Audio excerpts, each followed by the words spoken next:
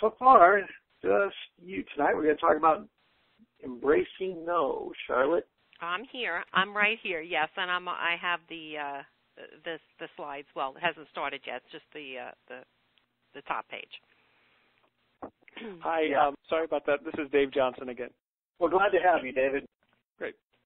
I'm looking at Stephanie and Kim, but they just may be doing what you did yesterday, David. They may be on watching the shows. If we'll go ahead and start. Can you see the screen, or do you have a hard copy, David? I have both hard copy and the screen. Okay, very good. So, any questions about last night's seminar, since both of you were on it? Nope, I was just fine with it. I understood everything. In fact, it gave me some food for thought after I hung up with you. I was thinking about situations with my teenage son. I haven't figured it out yet, but I will figure it out. There are some problems that even mediation can't solve. Yes, so, and I think this might be one of them. Oh, teenagers. But I understood everything, and I completely, it was very helpful to me. Good. David, any final thoughts or comments about it? I don't have any questions either. Very good. All right, let's talk about no. No, and embracing no. And so we'll go ahead and jump to the second slide. And the question I want to ask both of you is, why does someone say no? And what does no mean? Either of you want to jump in? I think it means I don't want to do something. Well, go ahead. Draw appropriate boundaries and lines, and sometimes no can really be a very a positive force in interpersonal relations. Absolutely, yes, especially when it comes to boundaries. And then from there on out, it's just a matter of how you say no. So we would agree that no is communicating a negative something that I don't want, or certainly something I don't want to do if someone's asking me for it. Do you think that also applies with mediation or in a particular conflict when somebody says no? Probably, yes. I think so. Yeah. And when your teenager says no, what does that mean, Charlotte? It usually means unless you push me, I'm not going to do it. That's usually what that means. It almost sounds like a dare. Well, yeah, at 19, almost 19, that's exactly what it is. But I mean, in that case, it's like, no, I don't want to do it, but if you keep bugging me, and, then if I have to, I may do it, halfway. But that's kind of what it means in that situation. So given my own devices and my own motivation and my own free will, it's not going to be done what you've asked for. But, if you pressure me or push me, then I might do it. That's what no means. Yeah, exactly. And people say no because they don't want to do what you've asked them to. So here's some of the conclusions I've come to with the word no. No obviously represents what you don't want. And go clean your room. No. Do me a favor. No. And no, from a negotiation point of view, and I think in every conflict setting, and I also think in every mediation, no is a position. It's a position that a party gets into. Do you think that makes sense? Is there an exception you could think of that it wouldn't be a position? I think it many times is a position. I mean, if you look at divorce mediation, that sure is a position, and probably is many, many times that that type of stance is taken.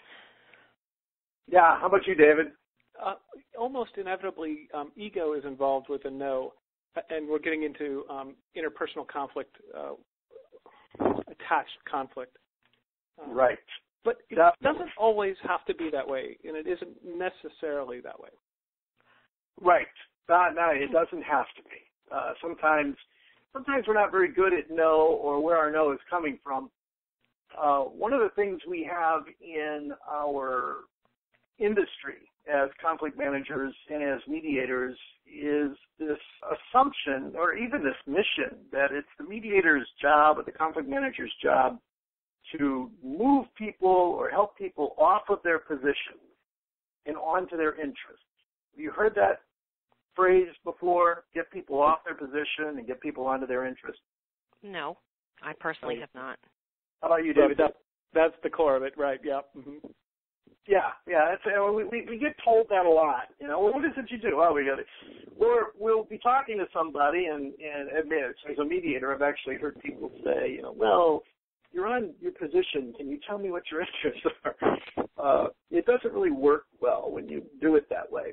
Well, one of the things I've struggled with in training with mediators and conflict managers is exactly what is a position. Most people will tell me, well, you know, I need to get people off their position. That's my task. That's my goal. It's partly what the mediation process is designed to do. But what exactly is a position? And then the next, as we're on slide number 4, what is an interest? How are they different? What makes them different? And how does a mediator go about the process of getting a party to move off of his or her position? So let's take a stab here. How would you define what is a position? I would say probably a particular, it's a stance that somebody takes. It's just they have an idea about what they will or will not do or will not give. And to me, that means that you don't cross the line. Or they don't want you to. Or they don't want you to. Yeah. You add anything to that, David? It's usually that sounds fine. Yeah. And oftentimes there's an attitude that's linked to what we describe as a position. There's this adamancy about it that here's where I stand, I go no further, and kind of in the background, and you can't make me, kind of thing. Right. So the position is intimate with the will to the power, authority, will, battle of the wills kind of thing. Yeah. Yes. And so it becomes this kind of standoff. And oftentimes what's described for mediators is two parties come in the room and they're stuck. And they're stuck because they're being positional. And so we're really good at describing what positional behavior looks like. So we'll describe someone who's entrenched. They've dug their heels in, that kind of language. Often a posture will pop into your imagination when you're thinking about. You know what comes into my head when you said that was like somebody standing there with their arms folded, going, Yes. That's what I think of when you said position. Yes. So the double entendre there is almost part and parcel of the definition, where not only is it a position as an attitude, but it's also a very particular posture or stance. I am in this position, as it were, like a mannequin. Like body language, yeah. Yeah. So how would you define an interest then? What they're looking for, what their benefit will be out of this mediation. Right, and I'd go so far there to say the unconscious or maybe even unrecognized desire or unwilling to admit need, fear, or desire. Now, David, you just introduced the unconscious and the unwilling. Are they the same thing, or are they different? I can be unconscious about it, but unwilling seems to insinuate conscious, but unwilling. Sometimes there's an unwillingness to admit to a actually understood desire, and there is a slight difference sometimes. Yeah. I think so. There would be a difference. And so if someone has an interest and they're unwilling to share it, we tend to characterize that as someone who has an agenda. And they're not telling us what the agenda is, and we have to dig deeper or figure out, then it turns into games at that point. Well, if you figure out what my agenda is. But they're there at the meeting for a very particular thing, and it's subterfuge. They're not fully disclosing. They're kind of playing games. That can often... And in defense, sometimes those people have embarrassing motives that are driving their... So sometimes it's not even... it's a desire to protect themselves from unsavory type of interests. Yes, and I'm glad you said that. Although neither one of you are going to be on the teleseminar on Thursday, we are actually going to get into those. I'm going to talk about selfish motives. So I'm going to be there on Thursday. Oh, you are? Oh, yes, you are. You are. Yeah, I've got your name on there. So we'll get a chance to explore that even further in terms of those unsavory or embarrassing or not culturally acceptable kind of motives. We'll look into that because I think there's a lot going on in terms of arguing facts and values there. So we'll get to dive into that. So if we have some definition of interest, what a person wants or desires, and we have a characteristic of a position where somebody is stuck, their heels dug in, how would you go from one to the other? Well, find out what each of these people are looking for, and then try and find some common ground. Okay, how would you do that? Well, we talked last night about the 10 things that we need to identify. Excuse me. Or 10 options. 10 options, right. And so we used the orange last night. Yes. So if you got a guy digging his heels in, I guess, you would have to figure out what it is they're looking for and in your own mind and figure out what that is, and then go to the other person and then figure out what it is they're looking for, and then cross-reference and basically take a look and see, can this person feel, rather than that they're not getting and they're coming from a position of helplessness, so to speak, which is why they're digging their heels in, that they would come to a position of, oh, you mean I can have that? That type of thing. Yes, yeah, and certainly if we can shift it from the, what did we say last night, shift it from the photograph of loss, right? That fear that I'm going to lose something and I have to protect myself, to this photograph of benefit. Oh my God, what do I have to do to open myself up to that? Certainly could move them from position to interest. Anything you want to add to that, David? No. Okay. Well, one of the things I want to play with, and this is just it's actually a slight sidebar. It's going to look for a couple of slides here like we've deviated quite a ways away from no. But stick with me. I'm going to swing this back around to no in just a minute. But what I want to do is play with the definition of position, because I think if we can nail what a position is, it will give us greater access to being able to move someone off a position and onto their interest. So we'll go to slide 5. Before we do that, I need to ask, what's the difference between an option and an alternative? Does anybody know? What is an option?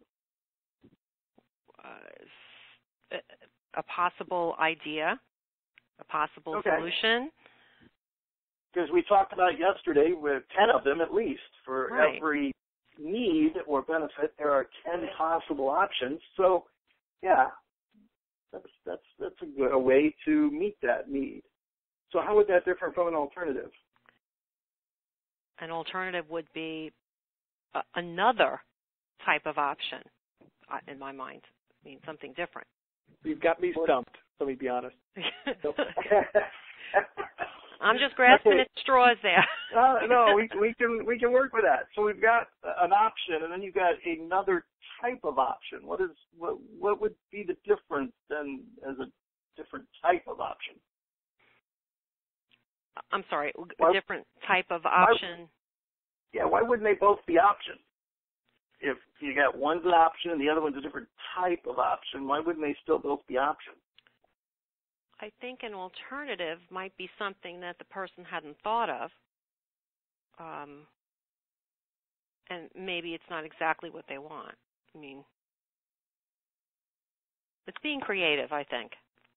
Okay, so I come in with some options, but then I hear, with working with the mediator or talking to the other person, some other options I hadn't thought of. Those options I hadn't thought of are alternatives. That's kind of what I think. Yeah. Well, actually, that's more creative than I usually hear. I have to tell you. It's not right, but it's more creative. Okay. Than I usually tried, hear. Rick. No, that was great. I found that very refreshing. But typically, what people do when I have this conversation. And in English language, we tend to use the two words synonymously. We'll use them to mean the same thing in English. Mm-hmm. When I press people, and especially new mediators and sometimes old mediators who haven't thought about this, they'll talk about alternatives being my lesser option.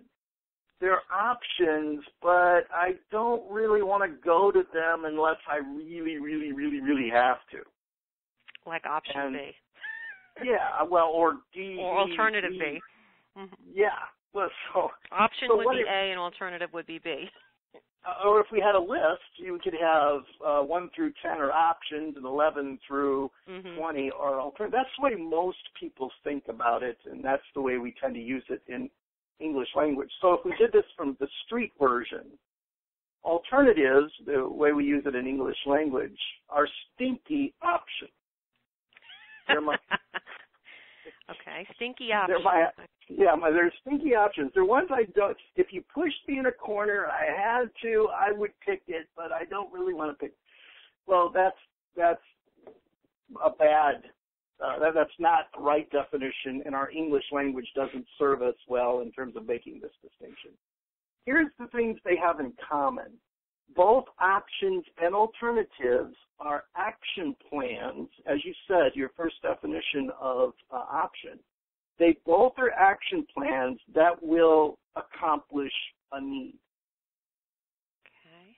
The difference between them, options require two people to agree in order for the action plan to work.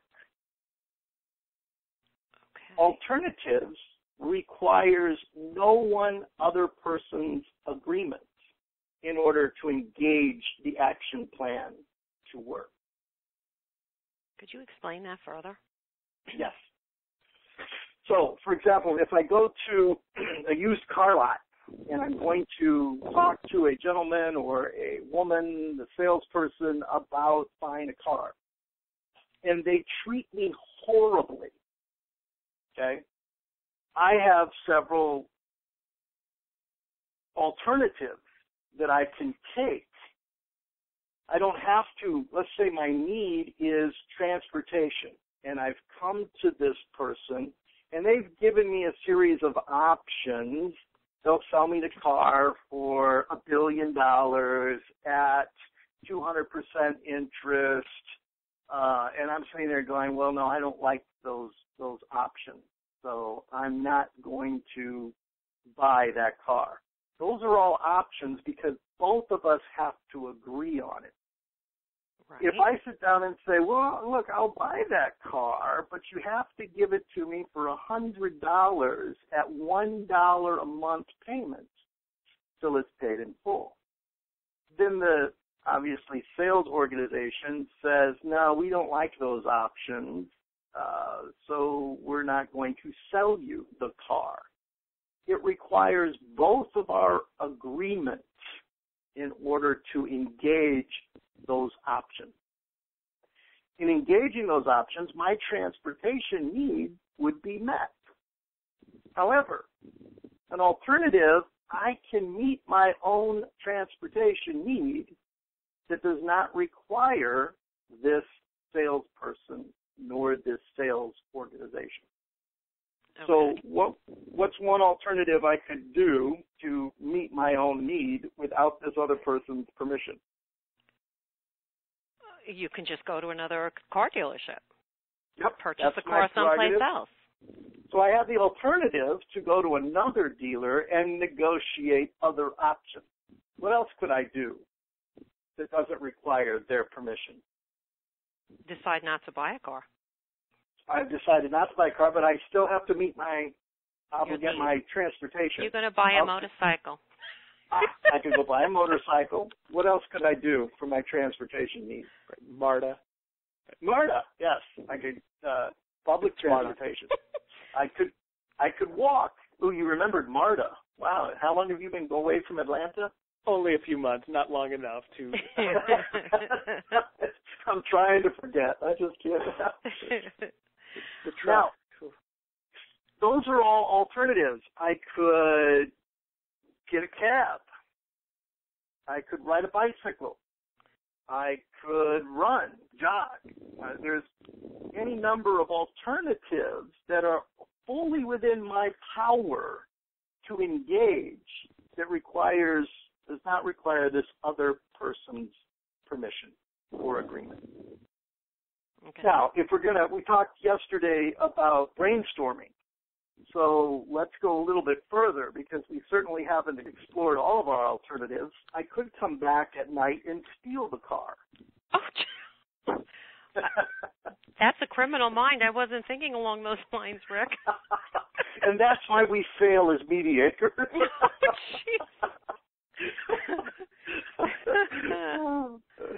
No, in the brainstorming part, we don't judge the... Oh, you could rent a car. That would be another one.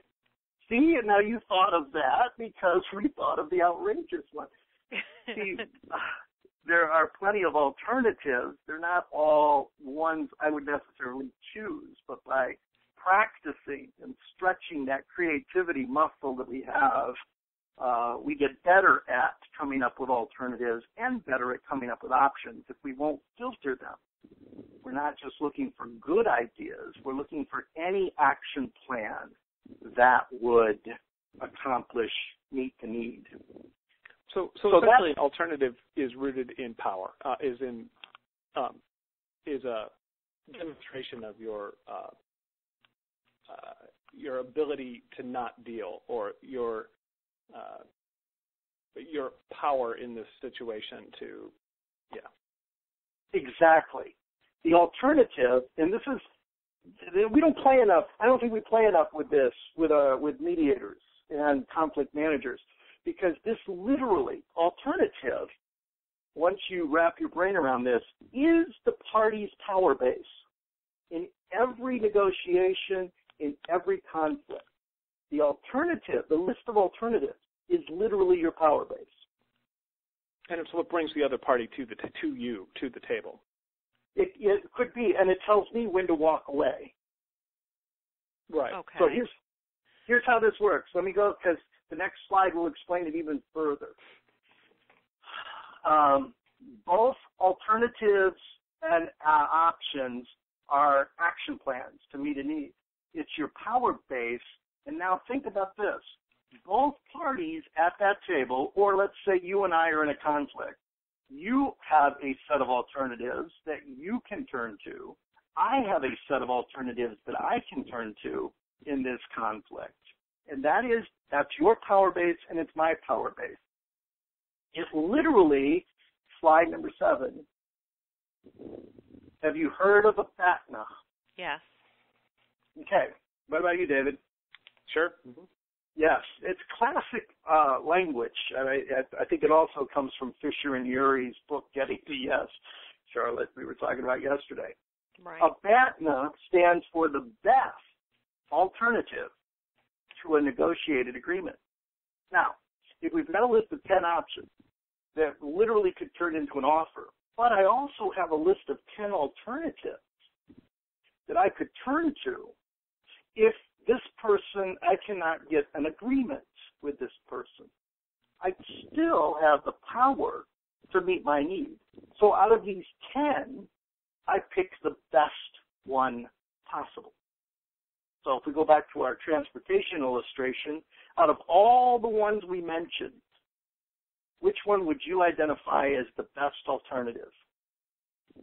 Go to another dealership. Yeah, go to another dealership. How about you, David? Same. Same thing. So here's how this goes. That becomes your power base. In other words, if I can't get an agreement, I will leave this conversation and engage my alternative. So, any offer that comes from the other party must be better than my best alternative, or I walk away. See how that works? Can you just say that one more time, Rick? Yes. The other party's offer must be better than my best alternative, or I walk away. Okay. That's how every party knows whether the deal they're being offered is a good one or not. Okay. If you offer me blah, blah, blah, XYZ, all right, we'll sell it to you for $1.5 million, and you have to pay 600% interest. And I'm over here on my alternative list going, I could go talk to another dealer. Then I know to walk away. Right. Their offer must be better than my best alternative. That's why we have a BATNA. That's what a BATNA means. Sometimes I've seen mediators use BATNA in a reality test sense. They haven't worked with the party to literally figure out what their alternatives are. Instead, they say, well, what's court going to cost you? Now, how much is this going to cost you if it keeps going forward? And they paint all these pictures of loss and create this motivation of fear so that this looks better. Mhm.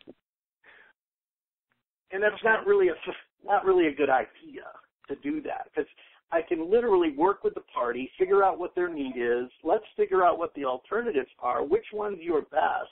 Now I know how to negotiate. Now I know what a good offer looks like. I know what a bad offer looks like, and I can go forward. Now, It makes sense. one more point about BATNAs. The other party has one too, which means your offer must be better than their best alternative, or they will say no. See how I tied that all back in together? Mm-hmm. So, it serves both parties. And me as a mediator, I can do this again. I'm back in caucus, and this is the best utilization of a caucus. I can sit down, figure out what their need is. I can list a series of 10 options. We can pick the best option. But now let's talk about your alternatives. What are the best ways you can meet your own needs so that if they won't agree, you still have the capacity to meet your own need? And granted, you would rather have a deal, but you're not stuck with accepting any old deal because you have an alternative you can go to. Now, in some cases, the alternative may not be strong. It's your best alternative, but it's not really all that good. So if I'm sitting here going, I need transportation, but I need it tomorrow morning at 8 o'clock because I have a delivery I've got to make, or I got to go pick up my boss at such and such. I have to have transportation. I have to have it now. It suddenly changes the dynamics of the negotiation I'm having with this person. Doesn't mean I'm going to pay $1 billion for it, but I may pay more than I really wanted to because I have really stinky alternatives on this other side. See how that goes? Yep. So I can empower both my parties to make decisions. I can empower both my parties to be able to say, I can recognize a good deal and a bad deal, an offer and a bad offer and a good offer, and I can make my decisions. And my no then has power. The reason the no has power is and we're going to get to that in just a minute. Okay? Any questions so far? No. No. Very good. I love it. All right. Let's backtrack just a little bit and illustrate what we've just gone through, because I'm still trying to define for you what a position is.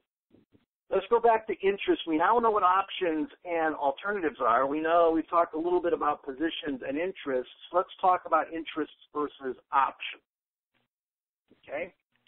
You sticking with me as far as the vocabulary is going? Very good. You remember the orange story from yesterday, Charlotte? Oh, yeah. All right. Yes, I Two do. kids. I do too. Excellent. 2 kids, 1 orange. What do? Most people cut it in half. But we're not doing that one today. Here's what we're doing with the orange. If you ask the children, what do you want, what are they going to tell you? The orange. I want the orange. And here's exactly what happens. And I want you to watch this closely, because everybody on the planet does this. So this is one thing I can almost guarantee. If you're in a conflict situation and you're the mediator or you're the conflict manager, this will always happen. They say, I want the orange. What they have done is stuck the orange in the interest category. Why? Because it's what I want. And we described interest as something someone desires, important to them. Their request immediately gets plugged into the interest side. Well, here's how a position gets created. It is not their need. It is not their interest. The orange is really an option. The orange is one action plan that will meet their need. Nobody on the planet needs an orange. So if I looked on Maslow's basic list of human needs, orange isn't on it. So what you have to do as a professional conflict person is slide the orange out of the interest column over where it belongs into the option column. Here is how a position gets created. A position is an option that has been moved inappropriately into the interest category. Okay. That's what a position is. So what everybody does, I don't know exactly why they do this, but what everybody does is they go through their head thinking about the conflict. They think about the past. They think of all the things that was done wrong to them, and they think of how this could all be made right. And rather than brainstorm a list of things that could be done, they seize upon one of them. It's what I call in my book the single solution mindset. They have a one thing. Oh, that's what I want. That would make everything right. That would balance the scales of justice. And they become adamant about that one thing. And what they have done is they've taken one option, slid it over, and they now identify it as their need. That's a position. A position is a category mistake. Okay. And Rick, that is actually a gold mine. When you validate a person's position, that is one option. That is and we're going to include.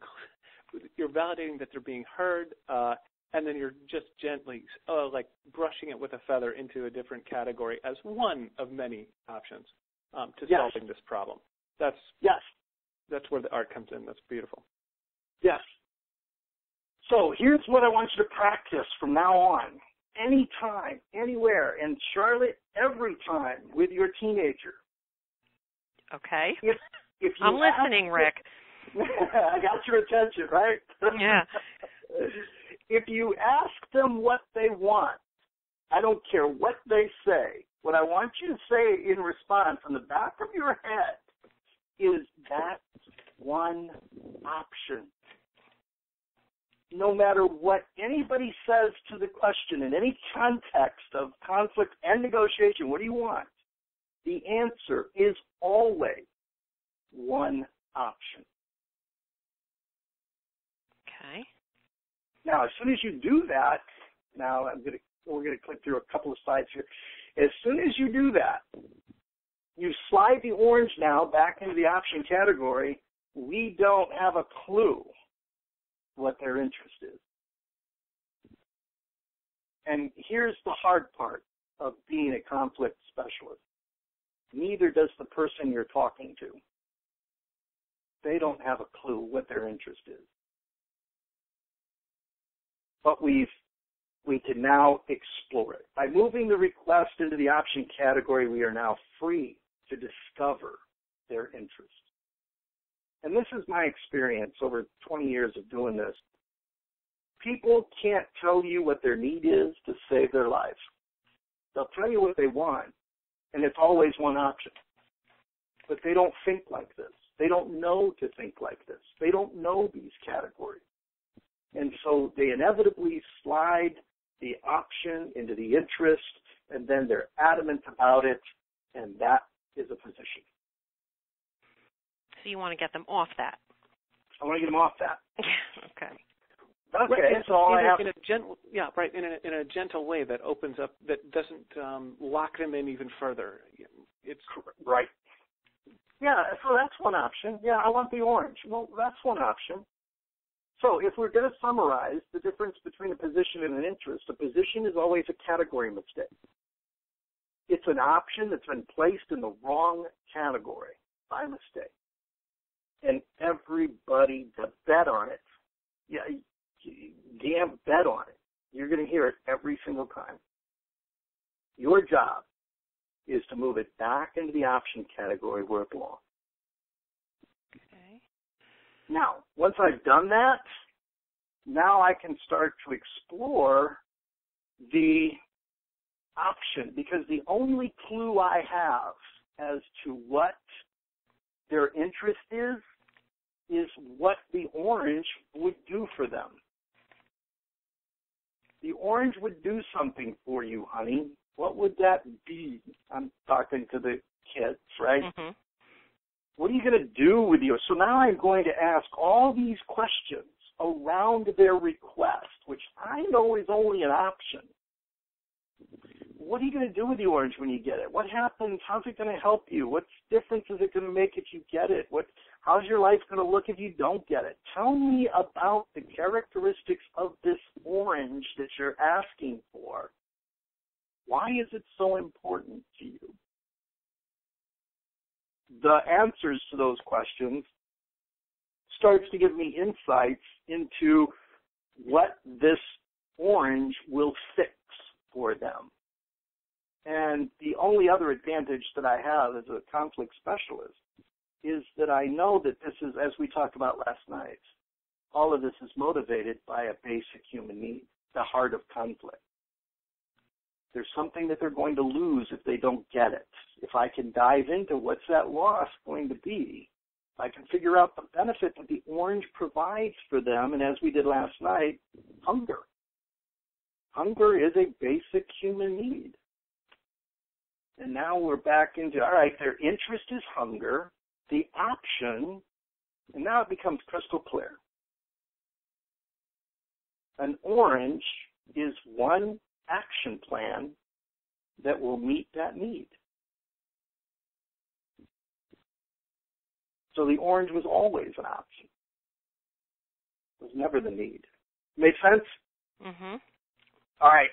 Let's bring it back to no then. Now we got our alternatives. We've got our positions figured out. No is a position.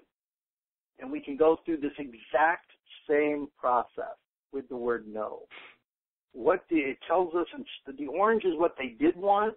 The only difference is the no is what they don't want. I still need to figure out what lies beneath it. What does no fix for them? So here's the next slide, slide number 14. No is in the interest category. I need to slide it over. No is one option. Here's what got me thinking about this whole no piece. When I was teaching my students negotiation skills, in all of their role plays, they would go to superhuman lengths to organize their negotiation in such a way that they never heard the word no. It was like as soon as they heard the word no, they had failed. And they would do anything. I mean, it was just really comical after a while. They would do anything. They would structure the presentation. You know, I finally got to the point where I was teaching them, get no as fast as you can. And it was counterintuitive to them. But no isn't the end of the negotiation. No is the beginning of the negotiation. And if you think about it, every mediation you go to starts with the words no. That's the reason you're there. That's the reason they're paying you, because they're stuck. Someone said no, or they both said no to the offers that were made. So what we need to do is slide no where it belongs, put it over in the option category, and now we get to explore what their interest is. In other words, what does no fix for them? And here's a real easy way to picture this. Ready? Okay. Any questions so far? Nope. No. All right, no. Here we go. Charlotte, Yeah. Will you give me $10,000 tonight? No. I need it tomorrow. Okay. That was fast. You went through your alternatives. No, Rick, really I'm sorry. quickly. I cannot and will not give you $10,000 today, I will not tomorrow, give or you any day.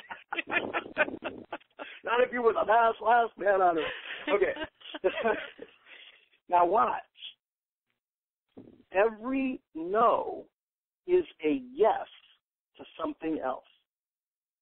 As soon as I ask you the question, $10,000, you, through your mind, went very quickly to, if I give him $10,000, it's going to do X, Y, and Z to me and my family. I don't know what the X, Y, and Z is. But as soon as you said the no, you were saying yes to something else. Can you tell me what you were saying yes to? Yes, to preserve my money. Yes, your financial stability. Yes. Right? Mhm. Every no does that. Every no is a yes to something else. Here's the other way to look at this. Every no protects a need. Okay. As soon as you said no to me, you were protecting your need of security.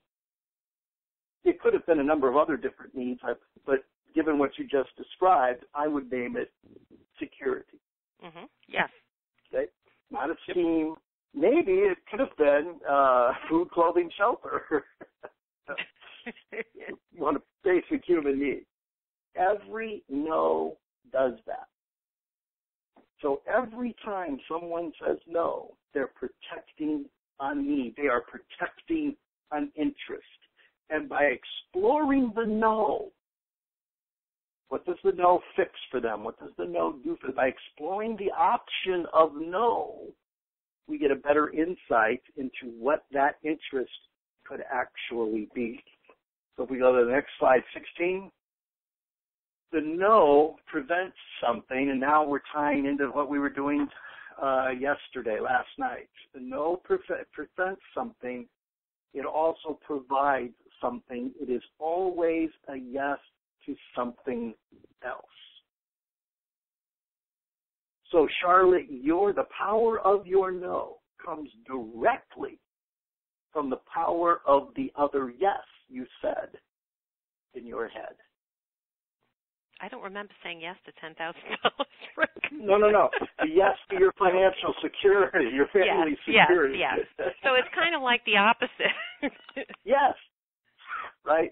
No, let's go one step further. No means yes. Exactly. No, okay, now you men, let's not go there. Oh, good point. Yeah, let's not go there. That's not a good idea. It means yes to something else. Let's put it that way. So this is a list of needs that some approximation of Maslow's. The no will protect safety or survival. It will protect food, drink, other life necessities, clothing. It will protect loving and belonging. It will protect respect and meaning. It will protect freedom and control over one's fate. Every no protects a need. Every single time. So that's what we do. We hear. I can hear the no and know exactly that this person has a need, and this no is protecting that need. If I can just explore the no a little bit, I can gain insight into what that possible need is. Now, no is one option to protecting that need.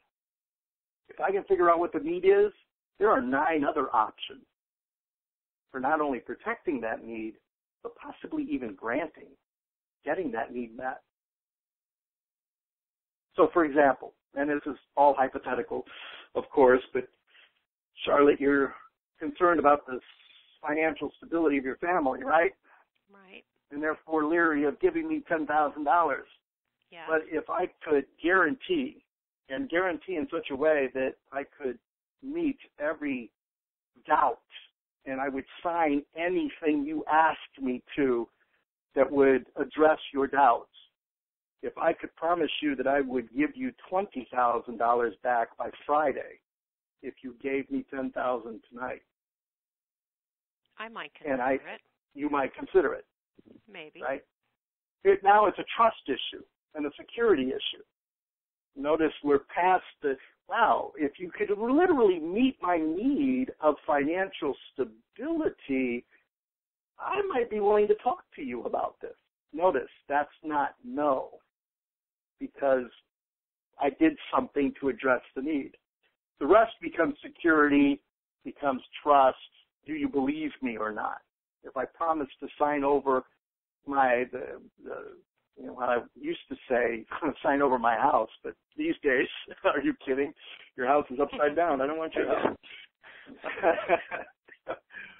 But now, if I could address the security issues and I've covered the need, then there's the possibility you might give me $10,000. Maybe. Maybe. If you give me back $20,000, I'll be making money. Exactly. By Friday, right? Yeah, by Friday. Now I've got your attention. No, now we're on slide 19. No protects a need. It affirms, when you said no to me, you were affirming your value and your needs. The no is always an internal focus. So you internally processed very quickly your family's needs, your positioning of those needs, and protection of those needs. The no is always connected to the self. So it was about you. Nothing wrong with that. Mentally and emotionally, you were connected to you and your family. And that no, like those values, this is what this means. Your no explains your no. That's really not what I'm trying to say here. What I'm trying to say here is the internal focus, the connection to self, the affirmation of your values is really the explanation of your no. So if you explored your no, you could tell me what your values were. You could tell me somewhat what your needs were. And the last one, the no is for your needs. It's really not against mine. It's not against me. It's for you. Right. Every no does that. And if somebody tells me no, I can sit here and look and go, all right, that no is about your needs. It's not being against me. So in other words, don't take it personally? Yeah. Okay. Yeah. Well, now, it's such a brilliant reconfiguration of the enemy. It diffuses the ego conflict in just a slight twist. Now the enemy isn't the other person. Keep going. The enemy is the problem. The enemy is yourself? No, but we focus on the problem, not the person. Right. But that's the shift that really makes the bang up difference, right? Yes. So I discover their interest by exploring the option. I discovered by exploring the orange. I discover their interest by exploring the no.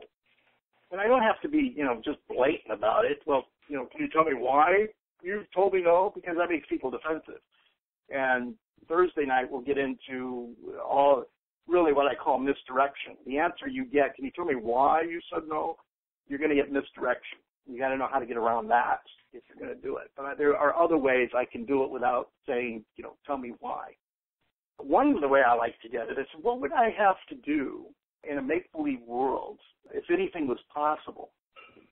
What would have to happen for that no to be changed to a yes? Well, hell would have to freeze over. Okay, let me try something else. Okay. Are you answering for me? Yeah. Why do I think you've heard that before? Some parties can be really hard to work with. Go ahead, David. Why do I think you've heard that before? Yeah, exactly. So by exploring the option, here's my standard operating procedure, and I'm just touching on this lightly. And this is the connection to the piece we did last night with benefit. When exploring options, I ask two questions. Why do you want it? And what I'm looking for is for what purpose, to what end are you asking for this option? For what purpose are you asking for the orange? To what end do you want that orange? And then I ask an impact question. What impact will it have on your life? And this gets me toward the future again, as we talked about last night. What impact will it have on your life if you do get the orange? What impact will it have on your life if you don't get the orange? What impact will it have on your life if you do give me $10,000? What impact will it have on your life if you don't give me $10,000? That starts to identify the benefits. And from there, we're into last night. We can branch off and go right into the heart of conflict and the benefits, and we're back to the power of the benefit. There is a clear benefit for someone if they do something, don't do something, or stop doing something, and that's where the leverage comes in again. I'm trying to get someone to do something that they don't necessarily want to do, and they've said no. And then that benefit goes right into brainstorming, multiple options. We did that last night. With me? See the connection between last night? Yep. So we can wrap this up then here really quickly with the last. So we do those brainstorming, and we generate more options than the one they had. And a quick step summary. Here's what I recommend to do. Get the request as soon as possible. And if the request, even if it's no, move that request out of the interest column and put it into the options category. Then explore that option to discover what their interest is.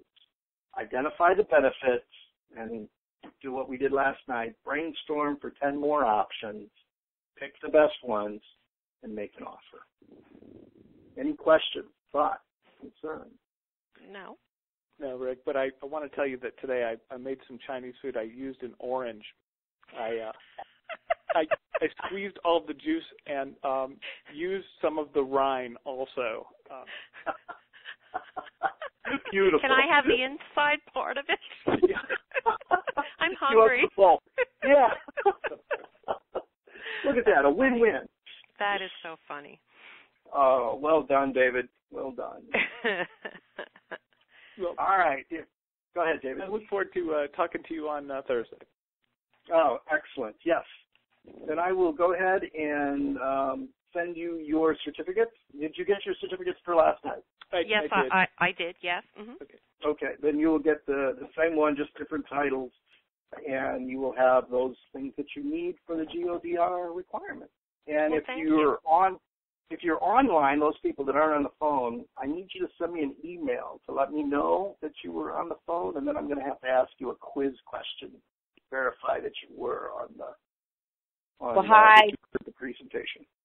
Well, hi, group. I'm just listening in on the conversation. This is Kim. Oh, hi, Kim. Wow, hi. You were quiet the whole time.